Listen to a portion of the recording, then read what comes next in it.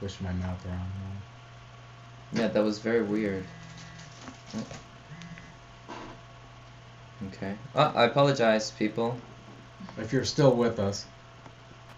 Sorry about that. I'm not sure what happened there. But we're back. We're back, and I guess this video is gonna be divided into two parts. Two parts of awesomeness.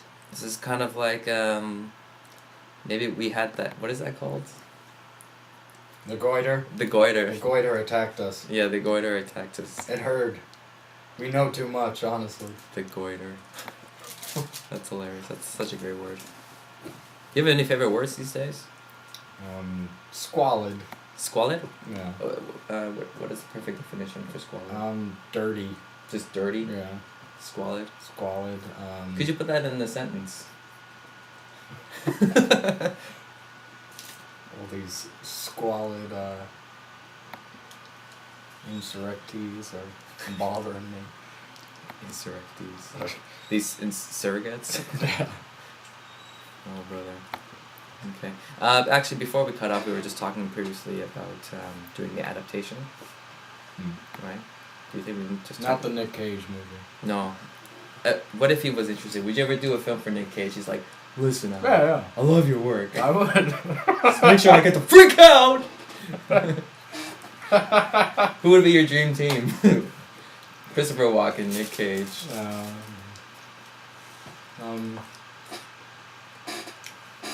I always think about these things like, what actors do I really like and really appreciate? And then I watch movies and I'm like, yeah, I really like him. But then whenever someone asks me, I just draw blanks. As per usual. I think, yeah, drawing blanks. But Nick Cage is okay, right? If Yeah. you could find a really specific character for him. You wouldn't get any sort of really emotional connection out of him, you know. But he's a good character actor. Like I feel the same That's about true. Johnny Depp, you know. Like I don't think Johnny Depp is a good actor, but I think he has great characters. You know, there's never been a Johnny Depp movie I watched where he made me cry, or he had that, deep reaction from. You know. What was the last movie that you watched that had a deep reaction? I think Cloud Atlas in some ways. I mean, it's a B movie. It really is. It's not amazing or anything, but some of I really like reincarnation and tropes like that as a device, and I thought it was interesting. I read the book. But Are you a believer in reincarnation? no, I'm not my belief in anything religious is maybe. That's really sum all of it up. It's just maybe. Does God exist? Is there life after death? Maybe. So do you have any type of afterlife theories or type of? No, I mean I always love that stuff. I mean I seek it out kind of thing. If people were to tell me like, oh, this house is haunted and we're going on an overnight, I'd be there. I'm like, all right, yeah, because I always wanted to see that shit growing up, and I always read books because I wanted to be actively participating in those experiences, but So you wanted to be like one of the Ghostbusters? yeah. Which Ghostbuster do you feel you related most to? Probably Bill Murray. Bill Murray? Yeah. Not Peter Venkman? He is Venkman. What about Egon? Egon, maybe in the erudition. That you were never given toys as a kid?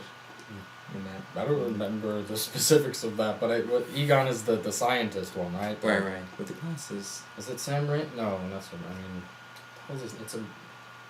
He was actually one of the writers. He wrote Yeah, I know. Dan Aykroyd, right? What's his name? It ain't Richard Donner. No. And it ain't Darren Aronofsky. For fuck's sake, my It brain is. just cannot remember things. My brain not working today. Every day. 24/7. 4 dreams out of 7 ain't bad. Do what I can. Yeah. Wow. Okay. So, what about I know there's someone listening that's just shouting out, Egon's name at the fucking thing. It's just like, Well, it ain't Albert, that's for sure. no, of course not. It ain't that guy. Oh. I wonder if we got censored. Maybe that's why it didn't work. Hmm. Because it did say timeout, so I wonder if this the YouTube moderators are just like, stop, what are you doing? Hold up for a second. Okay. So then, how did you get into Korea? What was that process, that rites of passage like? As I usually What was that boat ride with Death like? That when was- you paid the toll? Options, choices. The answer is no. Yeah, new question for Alec. I lost my phone. Should I get another one? No. Get a new life. Next question. No, what the Korea question is options, choices, desperation, in every sense of the word. Do you feel more desperate here than you felt back home? No. A little bit more security? Yeah. I mean, I like the fact that I have my own life here. What does that mean? Convenient. Like, No, it means that I'm not living at home with my parents. You know what I mean? But yeah, and the convenience thing, and the independence thing, and that's honestly about it. I mean, and convenience catches all: the food, the rent, the open mics. You know, that's everything. And then how did you start getting into the comedy scene in Korea? But were you first primarily into the music community? No, I've always been a writer first and foremost. Right. You know, but how did I get into the comedy? Despair, depression, ennui. You know, those things. Yeah. No, honestly, an Irish friend of mine, he invited me to Tony's one night. He's like, "Going to see the comedy show?" And I'm like, "All right." And I just sat there because at that point, my life was just spiraling here, and I was just like, just bad, you know, situations in terms of jobs and leaving them and gaining them again, you know, that kind of thing. And do you remember who you saw when you saw the stand up? yeah. And I feel weird just naming people. You know, I feel like that's not something to do. Right? Whatever, just do it. Nah. Can you just describe what happened without giving? I mean, what happened was I saw it and I sat down and I just took it all in, and I was just like, I can do this better. Isn't that how every community starts? It's just like, I can do better. Well, that's what who said the same kind of thing. It's unrelated but not kind of related. What's his name? Kubrick. Kubrick said that he started making films because he watched really bad films, which is kind of like a weird cop-out answer maybe in some ways, but that's kind of how I felt. Like, I watched some people up there and I was just like, Jesus Christ. And it was just one person in particular that made me be like, fucking hell. Get out of the fucking way. I can, yeah. But everyone else felt the same way how I felt about that one guy. So it didn't really amount to much in terms of what I brought to the table in some ways, I felt like, but... Is this guy still performing now? No. Okay. No. So he's... He might be back home doing it, but... I don't know. So why do you... you still seem to, like, maintain doing the comedy thing on a regular basis? Sometimes I do just be like, I can't do this anymore. Sometimes it does feel like that sometimes, you know, like if there's a bad night with it, whatever is going on in my brain where I'm just like, I don't want to do this, I don't want to do this anymore. But I guess that's part of the process with everything. So then how do you view comedy, you know, in terms of making humor? I think of it more in terms of just being true. Like I look at all art in terms of that way. Like, just be yourself. Just do what feels real and right to you. And in my situation of my comedy, is just I'm telling true stories, for better or worse. You know, mostly for worse. Mostly for worse, but I mean, you know, that's. And then maybe I'll have some observational things or one-liners here and there, but I guess that's how I view it. I'm just telling stories. But you know, you've had some specific characters that came onto the stage. That's true. Yeah. And stuff. And then the the ideas that either other friends have given me to do or that I've thought of myself. Mm-hmm. My friends, yeah, mostly the rapper guy, or not really rapper. What was his name? He had a very his name is let me get this right. He tells it to me sometimes and I can't remember it. Was it Christopher Toby Hudgens Jr. the 14th? Christopher Toby Hudgens. Hudgens Jr. the 14th. Junior the 14th. Yeah. Out of 14. And then Rabbi Lawrence Eaglebaum.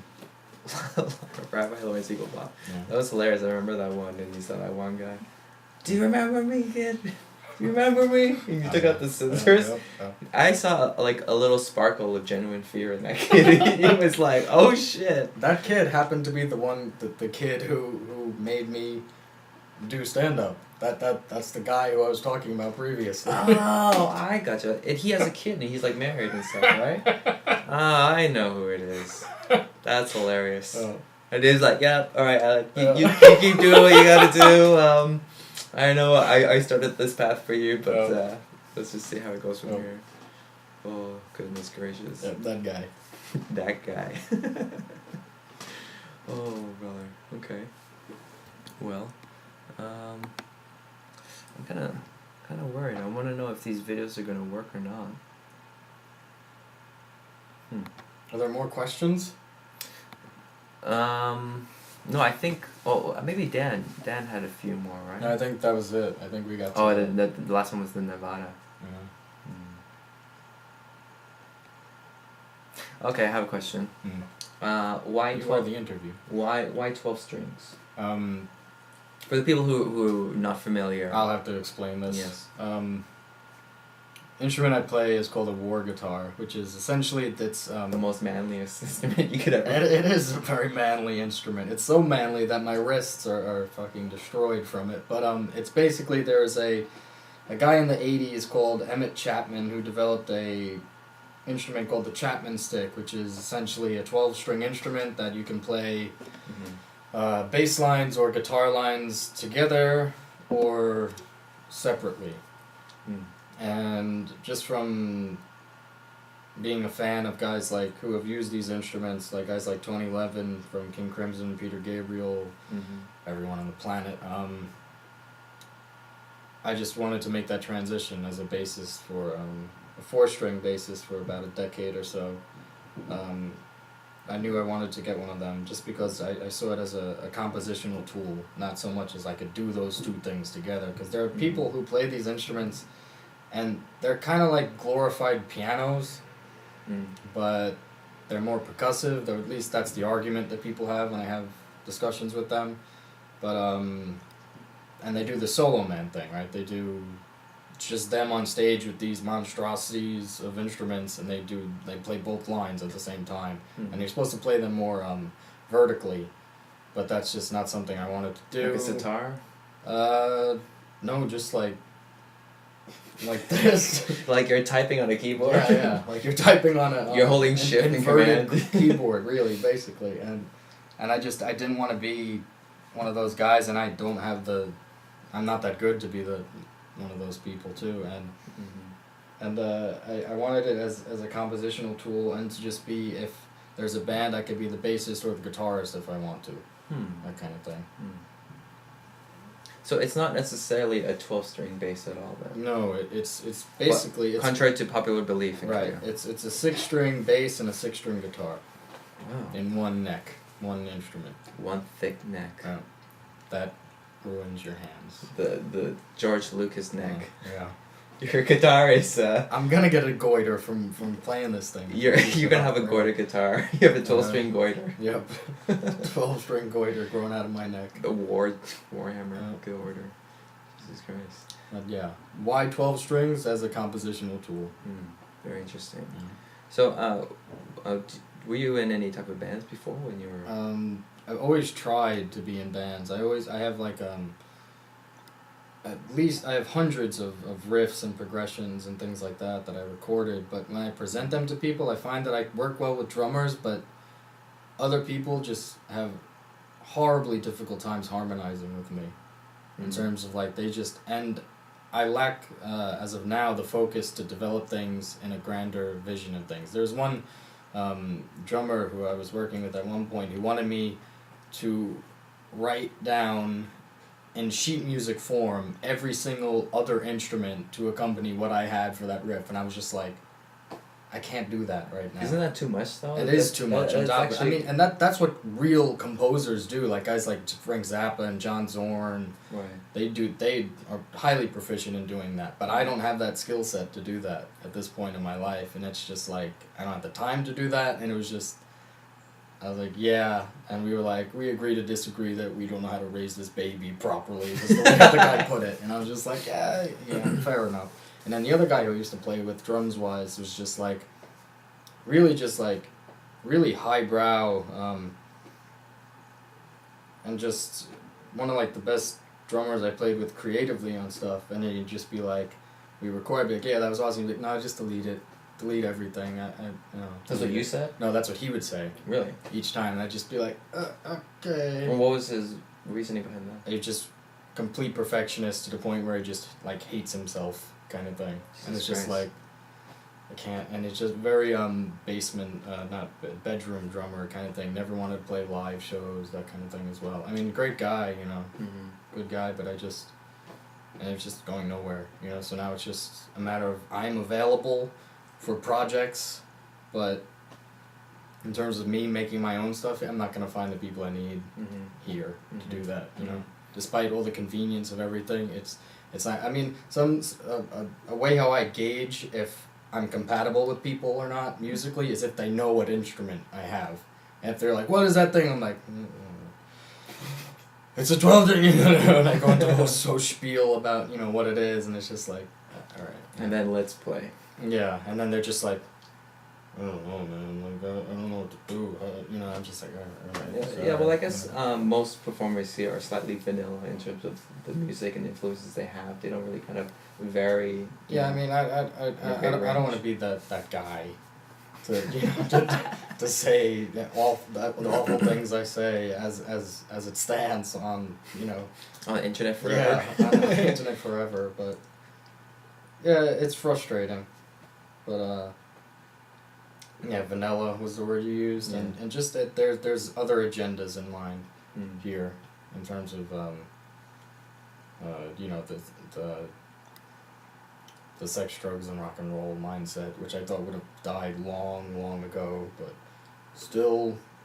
You mean with people here in Korea? Yeah, just with that the lack of sex, drugs. No, the mentality of like that's what it's about. Like there's no real artistic backbone with anything. In the music scene I find here. I mean, for God's sake, there's, as much as more power to you, there's a David Bowie cover band tonight, like... Yeah, I'm familiar with it. Cool. But... We'll leave it on that. Yeah. We'll leave it on that note. So then, you seem to do, like, a few different projects and stuff. Do you ever find that when you're doing several different forms of artistic expression, do you work on them seasonally, or you can just work on them like alternately at any time? I mean, that's some people have asked me that if why don't I just combine all of them together into one thing? And as of last month, I considered actually making steps to do that, like to actually put the comedy in and the music in, and that's what I fucking do. That's about it. The comedy and music together, and the writing, which is the comedy. That would be pretty interesting. Do it all together, but I mean, it's a matter of who really wants it. Who, as in what, the audience or like the other people involved? The audience and other people and all those things, But if you do your work, you do it for yourself, right? Yeah, of course. That's first and foremost, I guess. But it's more one of those, like, I had to argue with someone who were just like, that, like you see those pay us $60 and we can show you how money doesn't matter, kind of things, and you watched it and you're just like, really? Money doesn't matter, because I just spent it all. You pulled the wool over my eyes there, kind of thing, and we were talking. He was like, "Yeah, that's what it's about." do these things so you don't have to worry about money. I'm like, yeah, but you still have to eat a sandwich. So does he believe in the secret as well? Yeah, well, yeah. Okay. Yeah. No, I don't know. Case rested. No, but it was like, you still have to eat a sandwich at the end. You still need money to eat, really, is what it comes down to. But it's more of that kind of different level of needing money. Yeah. But essentially, we broke it down to, us eating the new KFC burger thing, the zinger, Right. whatever the fuck that thing is, the meat on meat sandwich, and left it at that. But That's what it concluded. yeah, but honestly, is that how it all started? Should we get no. I read this book. It started deep, and then we agreed to disagree and laughed it off at the end, kind of thing. Jesus Christ. Yeah. Yeah, actually, after I ate that, the next day, obviously. It wasn't the next day that plagues me. It's usually in the moment of eating something where I'm, not feeling well. Which is another reason why I don't drink, too, on top of it. Because usually when I'm drinking, I'm feeling the effects of the hangover within drinking. Which is strange in some ways. I usually get that if I'm drinking like makgeolli or something like that. But at least that's what I've told myself over the years. So you're very clean and very straight edge kind of guy. Yeah, which most people would completely not peg me as when they see me doing my It's so stuff. funny how people started creating this persona around you, Now they're just like, this guy's been trolling us this whole time. I like that in some ways, though, too. Sure. Because it's just like, I don't have to do anything. You're kind of like the Nick Cage of Korea. You created this character. Nick Cage of all...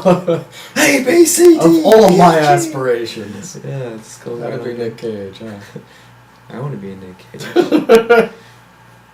I'm gonna learn a lot from you.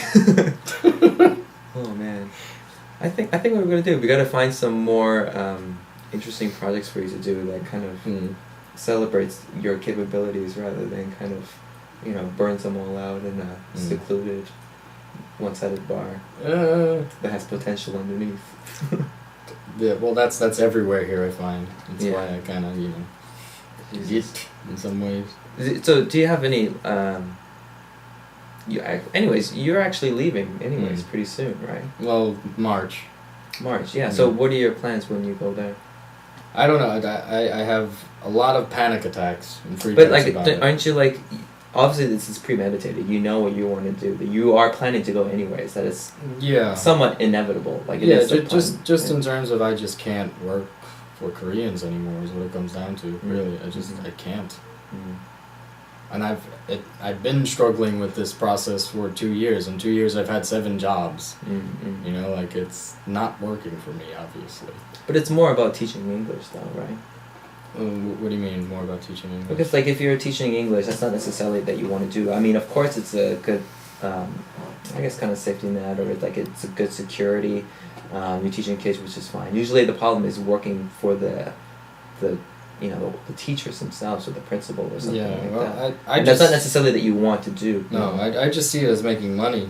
Exactly. Support my other habits, really, and I finally have that balance, but the balance is such that the other end of it just isn't cutting it for me. In terms of personal edification and stuff like that. So that's why I feel like I have to move on. It's a quality issue. And a guy I recently said that to, he said, "Yeah, I like that. That's pretty a good assessment of things here, but you have to pay for quality back home, and it's expensive." This is counter argument, but. And then it all came back down to eating the double zinger. It did. So it goes back to the zinger. It all goes back to the zinger. Do you want to be that person? Do you want to shift your character in your own I personal mean, movie? some people drink. I just go eat the zinger, really. Yeah. Oh my god. Actually, literally the next day after I ate it, I literally pissed out KFC. It's like oil. Yeah. Like it smelled like KFC when I was peeing. It was like crazy. I came home yesterday to my apartment just reeking, and I was like, oh shit, the bodies kind of fell out of the closet or something. Yeah. But And I was just like, what the fuck is that? And I go around the room, like, trying to smell things, and I'm like, am I smelling myself? Am I smelling what is going on? And I walked into the bathroom, and I'm thinking, like, oh, I forgot to flush the toilet or something. And I'm like, no, it's not that either. What the fuck is this? And then I opened because, like, my bathroom has, like, a window, too. I opened the window, and there's this 2 sneakers on top of a fridge that's behind my window in my bathroom. That's where the smell is emanating from. Oh my god. And I'm just like, another thing to deal with. Here we go. Did you get a broom and start poking it until it falls out? No, see, I don't even know if it's the shoes either. But I just was just like, it's definitely coming from that spare room that's to the right of my apartment entrance. And I was just like, and I know, like, inside is a refrigerator, and I think that's where all, like, the inner mechanics of, building maintenance are kept. And I it's just like, and I don't want to go speak to my landlord because I don't know if my school is paying the rent still on top of it. So it's just like, I can't do this. I can't do this anymore. Can't do it no more. Yeah. Which brings me to my next question. Where do you keep all the dead bodies now? Where are they all now? The sneakers are there. I think you gotta get rid of that. I'm wearing them. You're wearing the dead sneakers? No, I'm wearing the dead bodies. Oh, you're wearing even the clothes as well? Even the clothes. Yeah. That's perfect. Oh. That actually goes back to Dan's question. Who are you wearing? Maybe that's what he had in Yeah, mind. you're literally wearing designer clothes based on... Based on humans. Mm. If you can call them humans. And so if you had that kind of clothing line, what would it be called? Smell ya? Smell ya? Epidermal wear or something? That's just the thing that came to my head first. Yeah, smell ya. Oh my god, this fucking podcast is going to us. Have we degenerated yet? I don't know, we're definitely deteriorating. Slowly, bits by piece. Oh, okay, one more question. What do you think is going to happen on December 22nd, or rather 21st, 2020? There was a recent post that I made that said that it's all fine, unfortunately. Unfortunately, yeah. I remember waiting, 1999, New Year's Eve, hoping that the world would just end when, the ball dropped. And I walked outside and I was just like, God damn it. And all we got instead was Y2K. Y2K instead. Remember that? Yeah. Once Y2K happened, we just coursed into a different alternate reality where things just got weirder and weirder. Yeah. I don't think nothing's ever been the same after Y2K, really. Just the world's just gotten more weird. And even with the... Yep. That's bad. Oh, that's your chewy? That's your my jaw? jaw. Your lock jaw? Sounds like someone's punching you inside your mouth. Goodness gracious. Okay. Things are going well. Things are going great. It's Saturday. It's Saturday. We got a lot of cover bands out there. A lot of Christmas parties. Go see them, though. Yeah. Yeah, it's going to be great. It's going to be great. So I guess we can just leave it on that note. So is there anything that we can do to let people know about you, or what they can wear, or how and why they can see you perform, or what they can wear when they see me? Yeah. Just low cut everything. Just low cut. Low cut. Okay, remember that specific for both guys and girls. Low cut. Low cut jeans, low cut socks. Low cut, low key. Low cut, low Stay key. low. Stay low. The darker the alley, the better. That's what we usually like. That's what he says, not me. Yes. I don't endorse any of this either. And any characters that we've discussed were completely fictitious. I named no names. We do not know where those bodies are, okay? So don't ask us anymore. I said no names. Just some Irish guy. I did not name a single soul. I have complete indemnity here, right? Yeah. It's most likely Albert. So no last names, at least. Albert, who the fuck's that? No one knows who. Alberta, Albert, I mean, who fucking cares? Albert. It was 2 people, Al and Bert. Albert. Yeah. It was like a new spin-off from Sesame Street. So. And that's a perfect way to end this podcast tonight. I do. So everyone, thank you for listening if you're out there. I apologize for the technical difficulties in the beginning. We've had some static problems, some internet connections. I don't even know what it was anymore. But tonight I'm going to be doing some caricatures, so come get your face jacked. And it's going to be at Moon Night at the Christmas party. It's going to start around 7:30, whatnot. I'm going to be doing some caricatures, maybe $10. $10 just to show your inner homunculus, and that should be interesting. And on top of that, we're going to be posting up a new website. We're just doing some redesigning, so hopefully you guys can check that out. And I'm looking forward, hopefully one day, that people can start posting interesting links and share it amongst others in that site. Yes. Anyways, that's enough from us for today. Thank you for listening, and we'll see you next time. And keep it weird. Yeah. Keep it weird. P out. P out.